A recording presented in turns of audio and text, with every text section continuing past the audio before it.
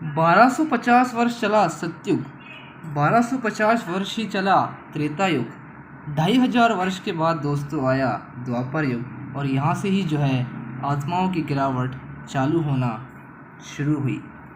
आत्माओं की कला 14 से 8 कला हो गई और हल्का हल्का जो दुख है दोस्तों वो द्वापर युग में चालू हुआ। आत्माओं की जो है दोस्तों गिरावट होने लगी थी। जब त्रेता युग का अंत हुआ तो देवताएं वाम मार्ग में गए और उसके बाद ही गिरावट चालू हुई। आत्मा में काम का अंश आया, क्रोध का हल्का सा विकार आया, हल्का ही था लेकिन आया तो सही। और वहीं से हुआ भारत का सुख और शांति का राज्य खत्म और द्वापर से चालू हुआ दुख और अशांति का राज्य चालू।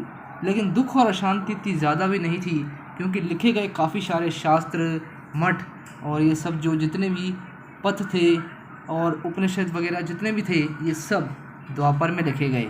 जो गीता भी लिखी गई थी वो भी उसी युग में लिखी गई थी। अन्य अन्य आत्माओं की पूजा चालू की गई। सबसे पहले शिव की एक अव्यभिचारी भक्ति की गई और उसके बाद श्री लक्ष्मी, श्री नारायण, राम जी, सीता जी इन सब की व्यभिचारी भक्ति, अनेकों की भक्ति आरंभ हो गई। और यहाँ से ही है जो चालू हुआ द्वापर का युग। इस युग में अगर हम देखेंगे तो आत्माओं की जो कलाएं थी वो 8 कला हो गई। अन्य अन्य धर्म आ गए, अन्य अन्य भाषाएं आ गई। सत्युग में एक ही धर्म जो था, भगवान ने जब कहा था कि मैं सत्य धर्म की स्थापना करता हूँ तो एक धर्म से अनेक अनेक धर्म आने लगे। 2500 वर्ष के बाद सबसे पहला धर्म आया इस्लाम का धर्म। उसके बाद 2250 वर्ष पहले मतलब 2500 वर्ष के बाद जब 250 वर्ष हुए तो फिर आया बौद्ध का धर्म जो स्थापन किया गौतम बुद्ध ने। 250 वर्ष और हुए तो क्राइस्ट की जो था क्रिश्चियन धर्म, ईसा धर्म की स्थापना हुई।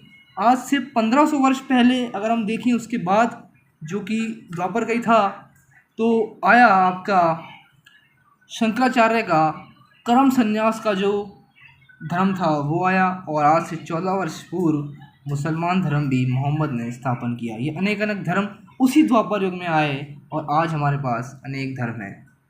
आज अगर हम देखेंगे तो द्वापर युग से धीरे धीरे जब आत्माओं की 8 कला हुई, ये अनेक अनेक धर्म आए, पूजा पाठ भक्ति चालू हुई और यहाँ से ही जो दोस्तों है द्वापर युग जो है चला। और द्वापर में अनेक अनेक भक्तियाँ हुई, दुख जो है आत्माओं में देखा गया और यही था दोस्तों द्वापर युग। इस द्वापर युग की आज हमने चर्चा करी।